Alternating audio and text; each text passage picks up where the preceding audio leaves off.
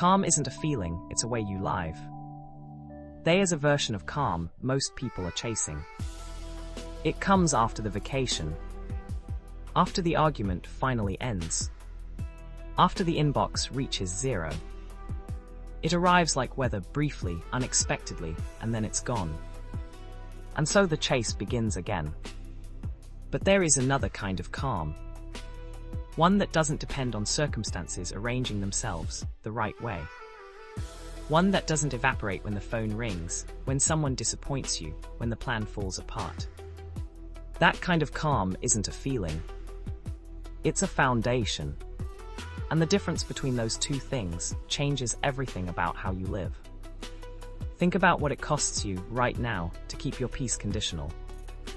Every morning, your nervous system is already scanning, already asking, is today going to be okay? It monitors your inbox, the tone in someone's voice, whether the traffic is moving, whether you're behind. Your calm becomes entirely dependent on what it finds. And what it finds is almost never perfect. So most people spend their entire lives one email, one conversation, one unexpected setback away from losing their equilibrium. What changes that isn't more control over the outside? It's a different relationship with the inside. This is what the whole series has been building toward. You've looked at the force that moves through you when you stop fighting life. You've explored the mind, how your thoughts shape what you see, what you attract, what you're capable of. You've sat with the difference between the self you perform and the self you actually are. You've begun to hear the direction of your own purpose. All of that work was clearing the ground. What gets built on that ground is this: an inner life that isn't at the mercy of external conditions. Here's how it begins to work in practice. When something goes wrong, and something will, the person without this foundation reacts.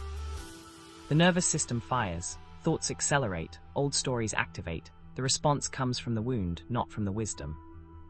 The person with this foundation does something different. They pause, not because they're suppressing anything, but because they've found a place inside that isn't swept away by the wave. They can feel the disruption without being the disruption. They can respond from clarity instead of react from fear. This is not a personality trait some people are born with.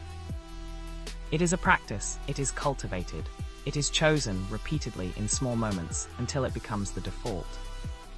And the practice is simpler than you think. It begins with noticing. Noticing when your peace has become conditional, when you've handed it over to a situation, a person, an outcome. Noticing the moment the inner weather shifts, and instead of being carried by it, simply seeing it. That gap, that moment of seeing, is where the choice lives. Not the choice to feel nothing.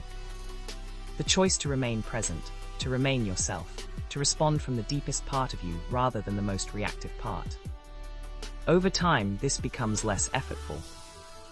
Not because life gets easier, but because you've stopped needing it to. The storms still come, the disappointments still land, the unexpected still arrives. But underneath all of it, underneath the weather of your outer life, there is something in you that doesn't move. That steadiness is what this whole series has been pointing toward.